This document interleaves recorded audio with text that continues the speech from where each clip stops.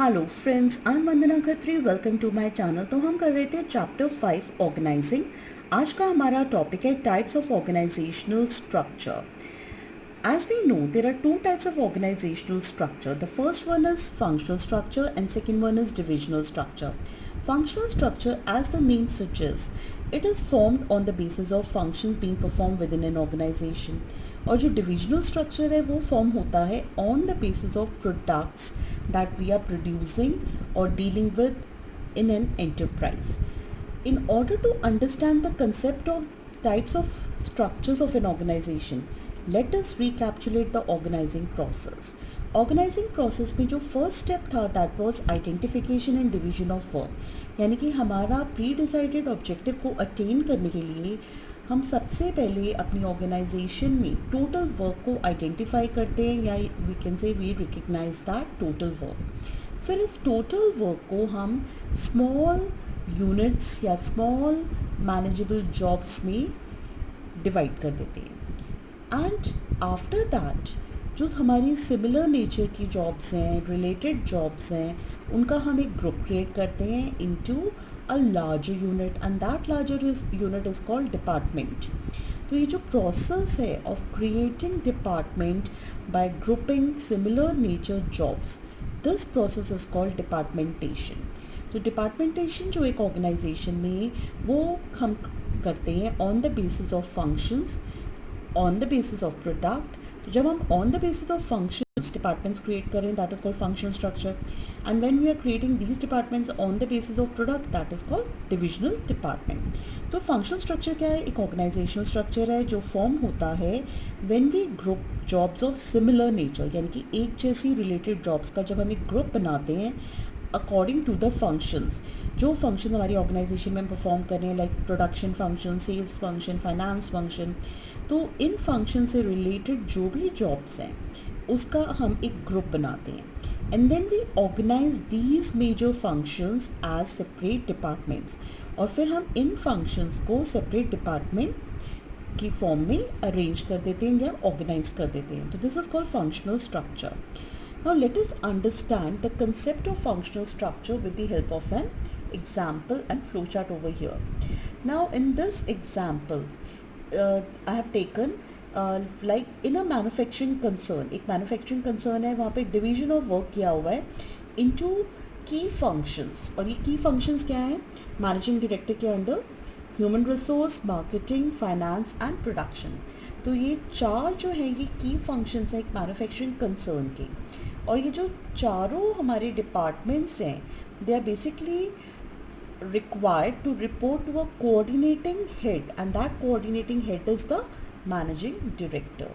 तो ये जो हमने डिपार्टमेंट्स यहाँ पे क्रिएट करे हैं, these departments may be further divided into sections. For example जो मार्केटिंग डिपार्टमेंट है हम इसके सेक्शंस क्रिएट कर सकते हैं, like we can have packaging section, advertising, selling etcetera. तो सबसे पहले हमने चार डिपार्टमेंट्स क्रिएट करे on the basis of functions being performed in manufacturing concern. फिर इन डिपार्टमेंट्स में भी हम सेक्शंस ऐड कर सकते हैं, as I have given you the example of marketing department which may have packaging section, advertising and selling etcetera. Now functional structure जो है ये सूटेबल है फॉर दोज एंटरप्राइजेज जो एक कैटेगरी के प्रोडक्ट्स को ऑफर कर रही हैं कस्टमर्स को. दूसरा ये उन ऑर्गेनाइजेशन के लिए सूटेबल है जिनका साइज़ जो है that is large. It means they are carrying on more activities within their organisation. It has diversified activities. We are carrying out different types of activities within the organization. Last है operations require high degree of specialization. यानी कि जो भी हम activities perform कर रहे हैं उसमें हमें high degree चाहिए specialization की. That is we need expertise in that operation which we are carrying out in our organization. तो at that time we prefer functional structure. तो फंक्शनल स्ट्रक्चर हम प्रेफर करेंगे जब हमें हाई डिग्री स्पेशलाइजेशन चाहिए, यानी कि we need to be expert in some particular activity, या हम डिफरेंट एक्टिविटीज़ परफॉर्म कर रहे हैं ऑर्गेनाइजेशन में, ऑर्गेनाइजेशन का साइज इज़ लार्ज, और when the organisation is dealing with one category of products. So there are certain advantages as well as disadvantages of functional structure. So let us discuss these advantages and disadvantages one by one. जो हमारी first advantage है functional structure की, that is functional और occupational specialisation. जो functional structure है that basically leads to occupational specialisation, क्योंकि functional structure का emphasis जो है that is basically placed on specific function, यानी कि जो भी हम फंक्शन परफॉर्म कर रहे हैं फंक्शनल स्ट्रक्चर उस पर अपना एम्फोसिस रखता है, it focuses on that particular function. तो इससे जो है हमारी एफिशिएंसी इंक्रीज़ होती है, because we are utilising the manpower to the maximum, because employees are performing similar tasks. वो एक जैसा काम परफॉर्म कर रहे हैं एक पर्टिकुलर डिपार्टमेंट में, and when they are performing similar tasks again and again, they are gaining expertise or they are gaining specialization in that particular task, यानी कि वो उस काम में एक्सपर्ट होते जा रहे हैं. And due to that they are leading to least wastage in the organization, और हमारी organization में efficiency is improving, and that is why we are able to improve the performance also. तो first advantage is functional structure की जो है हमारी occupational specialization है, या we can say functional specialisation, क्योंकि जो हम फंक्शन परफॉर्म करा रहे हैं एम्प्लॉयज़ से they are becoming expert in that particular function. जो प्रोडक्शन फंक्शन के अंडर एम्प्लॉयज़ काम कर रहे हैं they will become expert in the activities of production only. Similarly जो सेल्स डिपार्टमेंट में काम कर रहे हैं they will be becoming expert in sales activities. तो बेसिकली जो भी फंक्शंस एम्प्लॉयज़ परफॉर्म कर रहे हैं दे विल गेन एक्सपर्टाइज और they will become specialise in that particular function. Next is better control. Functional structure जो है ये प्रमोट करता है control and coordination within a department, because similar nature activities are being performed in each and every department. जैसे कि production department है तो production department में हम प्रोडक्शन रिलेटेड एक्टिविटीज़ परफॉर्म कर रहे हैं, तो जब कंट्रोल करना है हमें अपनी एक्टिविटीज़ को तो we can easily control our activities.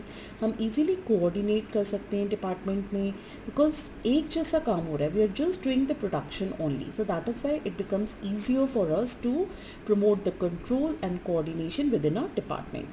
Next advantage is managerial and operational efficiency. Functional structure जो है हेल्प करता है in increasing managerial and operational efficiency, और इसकी वजह से हमारी ऑर्गेनाइजेशन के प्रॉफिट्स इंक्रीज हो जाते हैं. एज वी नो कि एफिशिएंसी जो है that means we are minimising the cost and maximising the benefit और we can say the profit. तो एक ऑर्गेनाइजेशन में एफिशिएंसी आ जाती है बिकॉज हर एक एम्प्लॉई अपना काम करके एक्सपर्ट बन जाता है, तो जो हमारी रिसोर्सेज की वेस्टेज है दैट इज़ बीइंग अवॉइडेड. तो there is least wastage of resources. हमारे रिसोर्सेज को हम ऑप्टिमम यूटिलाइजेशन करते हैं, and that is why there is increase in managerial and operational efficiency, और जिसकी वजह से हमारी ऑर्गेनाइजेशन का प्रॉफिट भी इंक्रीज होता है. Next we have economical. Functional structure जो है it leads to minimal duplication of effort, यानी कि कोई भी दो एम्प्लॉयज़ एक जैसा काम नहीं कर रहे ऑर्गेनाइजेशन में, जिसकी वजह से हमारी ऑर्गेनाइजेशन में इकोनॉमीज़ ऑफ स्केल आ जाते हैं और हमारी कॉस्ट भी लो हो जाती है. तो बेसिकली जो फंक्शनल स्ट्रक्चर है उसकी वजह से हम अपनी कॉस्ट को मिनिमाइज़ कर पा रहे हैं, क्योंकि duplication of effort is not there, and that is why the cost is decreasing. Next is ease in training employees. Functional structure जो है ट्रेनिंग ऑफ एम्प्लॉयज़ को ईजी कर देता है, क्योंकि हमें अपने एम्प्लॉयज़ को ट्रेनिंग प्रोवाइड करनी है in limited range of skills. जैसे कि जो एम्प्लॉयज़ हैं मार्केटिंग डिपार्टमेंट की उनको ट्रेनिंग प्रोवाइड करेंगे मार्केटिंग टेक्निक्स की. तो बेसिकली जो एक पर्टिकुलर डिपार्टमेंट में एम्प्लॉयज़ काम कर रहे हैं उनको हम उस पर्टिकुलर डिपार्टमेंट से लिंक्ड ट्रेनिंग प्रोवाइड करेंगे. तो training becomes easier to be provided to the employees in the organisation. Last is due attention. Functional structure जो है ये इंश्योर करता है कि जो हम डिफरेंट फंक्शंस परफॉर्म करें एक ऑर्गेनाइजेशन में उनको प्रॉपर अटेंशन प्रोवाइड की जाए. क्योंकि हर एक फंक्शन जो है उसके बेसिस पे हमने डिपार्टमेंट्स क्रिएट कर दिए। हर डिपार्टमेंट का अपना एक ऑब्जेक्टिव है, एक डिपार्टमेंटल हेड है। तो ये जो इंचार्जेस हैं हर एक डिपार्टमेंट के, ये अपने टारगेट को अटेन करने में पूरा फोकस रखते हैं। तो there is proper attention being provided to different functions जो हम एक ऑर्गेनाइजेशन में परफॉर्म कर रहे हैं, जैसे कि प्रोडक्शन फंक्शन है, मार्केटिंग फंक्शन है, फाइनेंस फंक्शन है। तो every function in the organisation is being provided with proper attention. किसी भी फंक्शन को इग्नोर नहीं किया जा रहा ऑर्गेनाइजेशन में। Next is the disadvantages of functional structure. तो फंक्शनल स्ट्रक्चर की जो फर्स्ट डिसएडवांटेज है दैट इज़ फंक्शनल एम्पायर। यानी कि फंक्शनल स्ट्रक्चर जो है ये लेस एम्फेसिस करता है ऑन ओवरऑल एंटरप्राइज ऑब्जेक्टिव। जो हमारी एंटरप्राइज का ऑब्जेक्टिव है ये उस पर फोकस नहीं करते। ये बेसिकली ऑब्जेक्टिव्स जो हमारे फंक्शनल हेड्स परस्यू कर रहे हैं, यानी कि डिपार्टमेंट्स के जो हमारे ऑब्जेक्टिव्स हैं उनको अटेन करने में इनका फोकस रहता है। एंड दैट इज़ वाई जो हमारी ऑर्गेनाइजेशन का ऑब्जेक्टिव है वो बेसिकली इग्नोर होता है मोस्ट ऑफ द टाइम। तो जो ये प्रैक्टिस है that leads to functional empires, क्योंकि हर एक डिपार्टमेंट अपने फंक्शन पे फोकस रख रहा है, अपने ऑब्जेक्टिव पे फोकस कर रहा है। तो that is why it lead to functional empires wherein the importance of particular function may be overemphasise. यानी कि एक पर्टिकुलर फंक्शन की जो इम्पोर्टेंस है वो उसको एम्फेसाइज करते हैं एंड दैट एम्फेसिस ओवर। यानी कि अपने डिपार्टमेंट के फंक्शन को ही वो ज़्यादा प्रेफरेंस देते हैं। They are not providing any emphasis और least emphasis on the overall enterprise objective. तो अगर हम अपना डिपार्टमेंटल इंटरेस्ट परस्यू करेंगे at the cost of organisational interest, तो इससे हमारी ऑर्गेनाइजेशन में प्रॉब्लम्स क्रिएट हो सकती हैं। Second disadvantages problems in coordination. Function structure जो है it leads to problems in coordination, क्योंकि हमें जो भी इंफॉर्मेशन है that has to be exchange with other functional departments. यानी कि जो दूसरे डिपार्टमेंट्स हैं जो दूसरे फंक्शन परफॉर्म कर रहे हैं, कई बार हमें अपनी इंफॉर्मेशन उन डिपार्टमेंट से शेयर करनी पड़ती है। We have to coordinate with other departments also. तो जब हम उन डिपार्टमेंट से कोऑर्डिनेशन करते हैं तो at that time we face certain problems. Next is conflict of interest.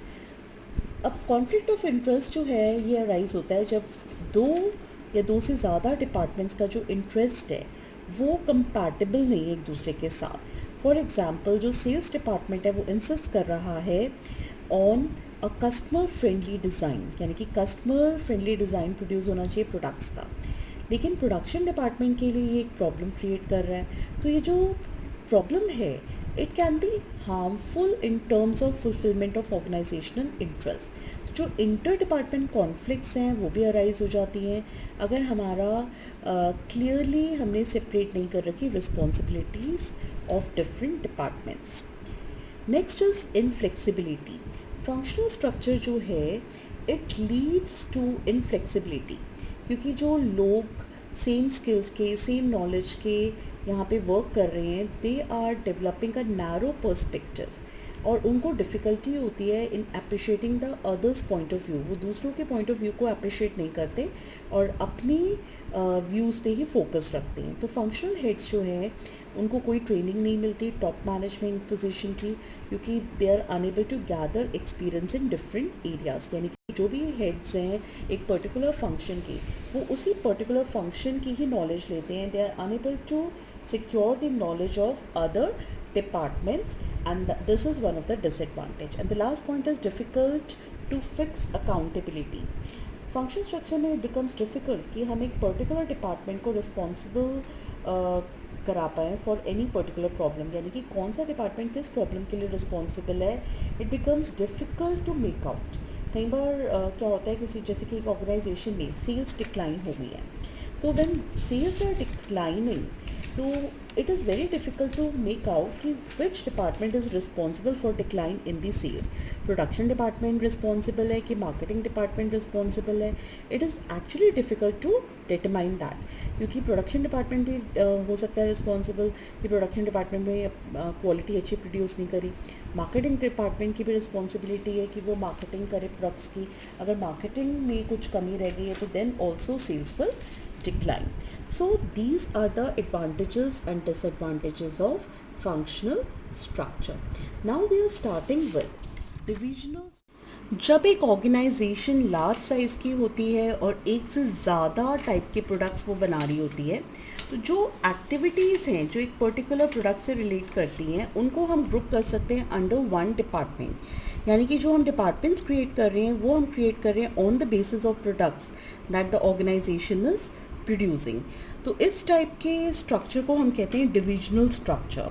तो डिविजनल स्ट्रक्चर को हम डिफाइन कर सकते हैं as an organisational structure comprising of separate business units or divisions created on a certain basis, for example type of product manufactured. यानी कि एक organisational structure जिसमें हमारी सेपरेट डिविजन्स हैं या सेपरेट हमने बिजनेस यूनिट्स बनाए हैं और ये जो अलग अलग हमारी डिविजन्स हैं इनको हमने क्रिएट करा है एक पर्टिकुलर बेसिस में. That particular basis can be the type of products जो ऑर्गेनाइजेशन प्रोड्यूस कर रही है. Now let us understand the divisional structure with the help of an example. For example एक कंपनी है जो प्रोड्यूस करती है garments, footwear, cosmetics and skin care. तो ये जो डिफरेंट प्रोडक्ट्स कंपनी प्रोड्यूस कर रही है, on the basis of these products we have created different departments. We have created garment department, we have created footwear department, we have created cosmetic department, we have created skincare department. तो हमने अलग अलग departments create करने हैं on the basis of products जो ये company produce कर रही है. तो जो एक्टिविटीज़ गारमेंट से रिलेटेड हैं वो हम ग्रुप करेंगे गारमेंट डिपार्टमेंट में, and all the activities that are related with footwear will be grouped under footwear department. Similarly, cosmetic activities are grouped under cosmetic department and skincare activities are grouped under skincare department.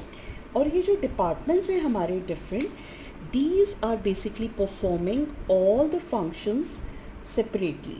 यानी कि इन departments में हम सारे function perform कर रहे हैं that are required for that particular product जिसका वो डिपार्टमेंट है.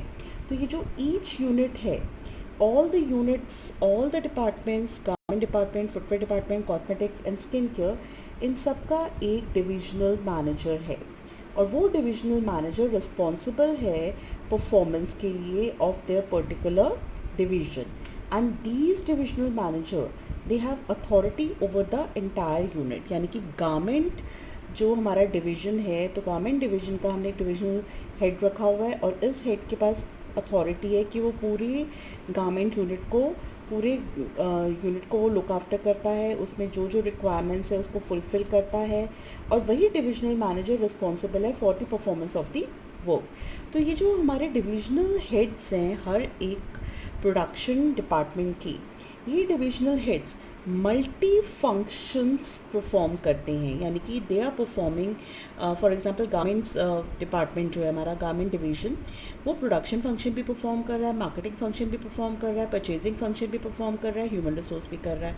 तो basically it is performing multi functions क्योंकि हर एक डिवीजन जो है that division requires certain functions जैसे कि production, marketing, finance, purchasing, human resource, and all these functions are being performed within that particular division. So similarly, footwear division is performing all the functions, cosmetic division is also performing, skincare division is also performing. तो ये जो हमारी अलग अलग divisions हैं एक particular organization की, ये self contained है क्योंकि ये हेल्प करती है हमें डेवलप करने में expertise in all the functions related to a product line. जो गारमेंट में डिवीजन में जो लोग काम कर रहे हैं, जो उसका हेड है, that will gain expertise in all the functions of the garment division. यानी कि जो भी गारमेंट डिवीजन में फंक्शन परफॉर्म किए जा रहे हैं, तो गारमेंट डिवीजन का जो हेड है ही विल हैव एक्सपर्टाइज और he will become specialist in all the functions जो उस प्रोडक्ट लाइन से रिलेट करते हैं. सिमिलरली जो ईच डिवीजन वर्क है हमारा, basically it act as a profit centre क्योंकि हर एक डिविजनल हेड जो है वो रिस्पॉन्सिबल है, आंसरेबल है प्रॉफिट्स के लिए, रेवेन्यूज़ के लिए और कॉस्ट के लिए. तो जो हमारी रेवेन्यूज़ और कॉस्ट है एक पर्टिकुलर डिपार्टमेंट से जो रिलेट करती हैं उनको भी हम इजीली आइडेंटिफाई कर सकते हैं और असाइन कर सकते हैं उस पर्टिकुलर डिवीजन को. So basically this divisional structure is suitable for those organisations जो मल्टी प्रोडक्ट्स प्रोड्यूस कर रही हैं, यानी कि they are dealing with different lines of products. तो in that case this divisional structure is suitable. और ये जो मल्टी प्रोडक्ट्स हैं हमारे, इनके जो कैरेक्टरिस्टिक्स हैं दे में डिफर. दूसरा जो है ये ऑर्गेनाइजेशनल स्ट्रक्चर उन ऑर्गेनाइजेशन में सुटेबल है जहाँ पे हमें प्रोडक्ट स्पेशलाइजेशन चाहिए, यानी कि जो एक से ज़्यादा प्रोडक्ट्स बना रही हैं and they want to have expertise in different types of products that are being produced within the organisation. Third suitability है कि ऑर्गेनाइजेशन का जब साइज ग्रो करता है, at that time there is need to add more employees, there is need to add more departments, new levels of management. तो in that case we need to adopt divisional structure. So these are the points of suitability of divisional structure. Now we have the advantages and disadvantages of divisional structure. जो first हमारी advantage है that is product specialization. जो divisional heads हैं वो experience gain करते हैं सारे functions में जो उस पर्टिकुलर डिवीजन में परफॉर्म किए जा रहे हैं, and that is related to a particular product in which they are the heads.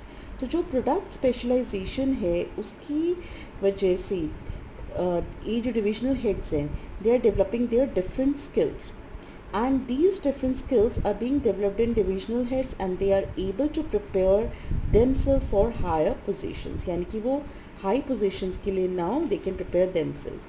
For example हमने भी लिया था जैसे गारमेंट डिवीजन है, तो गारमेंट डिवीजन का जो हेड है he is performing all the functions like production function, marketing function, purchasing function, human resource function. तो ये सारे फंक्शन परफॉर्म करके जो गारमेंट डिवीजन का हेड है he is becoming expert in all these functions by performing them again and again, and he is preparing himself for higher positions. Next advantage is greater accountability. Divisional structure में जो हर एक product department है हमारे, तो those are treated as profit centre और वो responsible हैं, answerable हैं अपने प्रॉफिट और लॉस के लिए.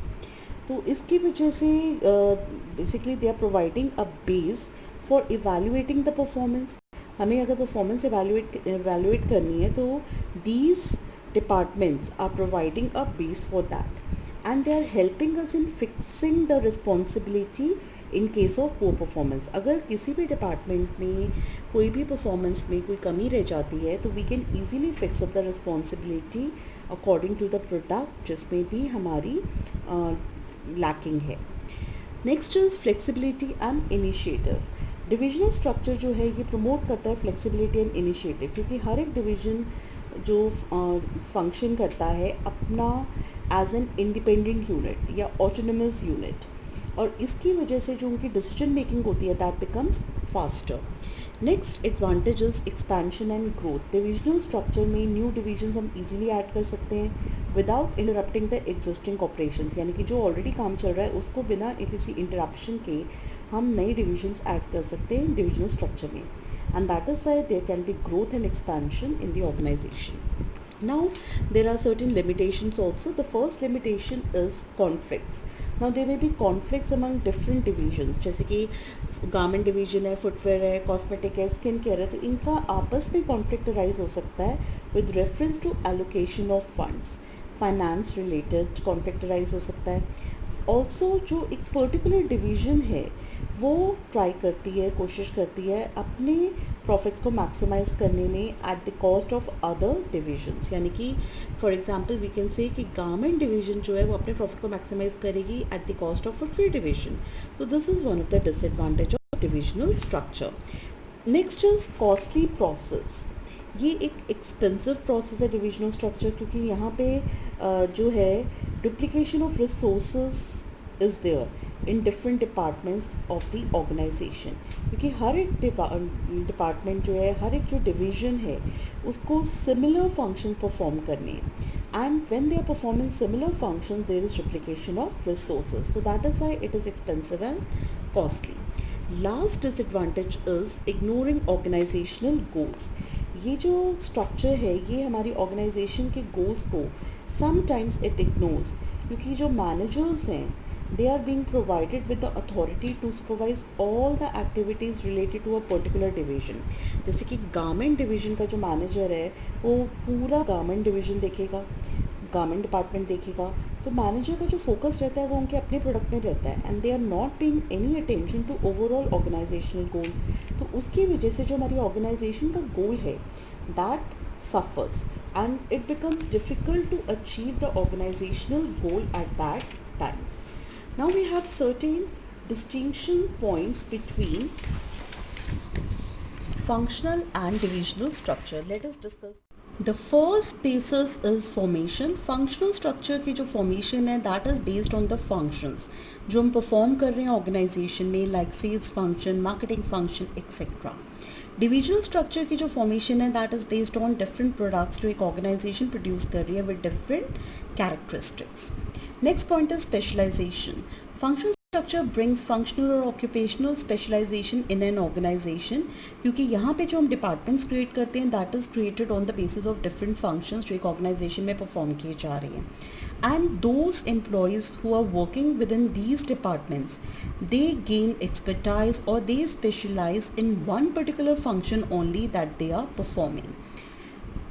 In case of divisional structure, it brings product specialization, क्योंकि यहाँ पे जो डिपार्टमेंट क्रिएशन है that is on the basis of different products that the organisation is producing. तो जो एम्प्लॉयज़ एक पर्टिकुलर प्रोडक्ट डिवीजन के अंडर वर्क कर रहे हैं they are gaining expertise or are becoming specialized in that particular product only that they are producing. Next distinction is on the basis of responsibility. Functional structure में it becomes difficult to fix up the responsibility on a particular department, क्योंकि जो हमारे organization के departments हैं they are interdependent on each other, so that is why it becomes difficult to fix the responsibility. लेकिन in case of divisional structure it becomes easier to fix the responsibility, क्योंकि जो हमारी organization के departments हैं they are working independently and are not dependent on each other.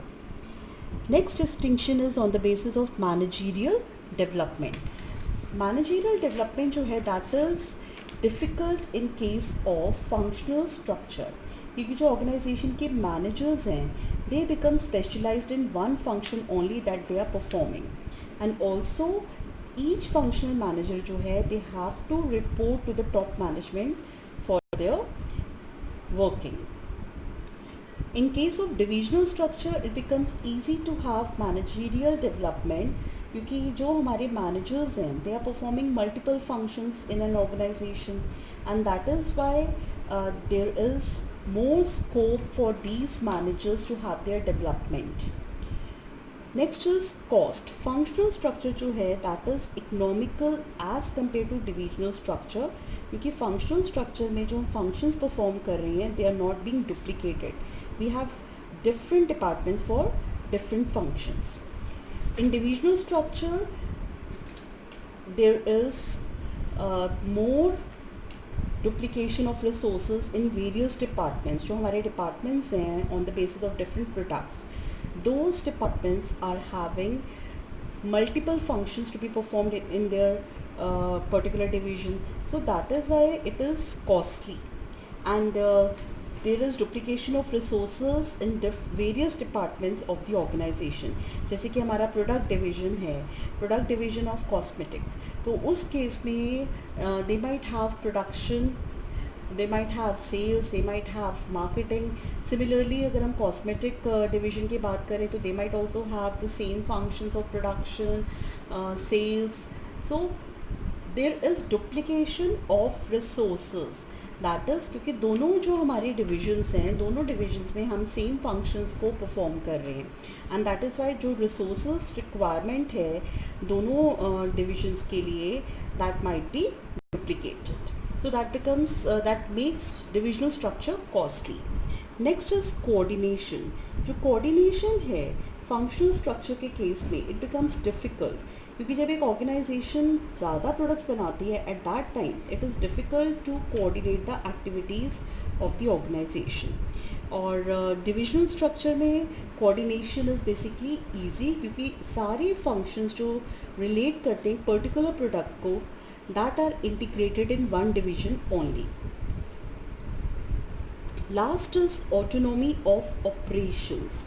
Autonomy of operations में जो functional structure है यहाँ पे लेस ऑटोनॉमी ऑफ एक्शन है और डिविजनल स्ट्रक्चर में देयर इज़ मोर ऑटोनॉमी, यानी कि जो फंक्शनल स्ट्रक्चर है यहाँ पर there is less freedom of activities to perform, क्योंकि जो हमारे डिफरेंट डिविजन्स डिपार्टमेंट्स हैं फंक्शनल स्ट्रक्चर में they are depending on each other, so they can't take their decision independently.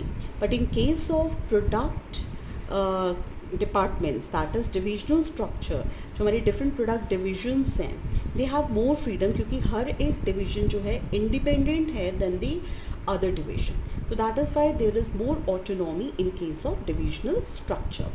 That's all for today. Thank you.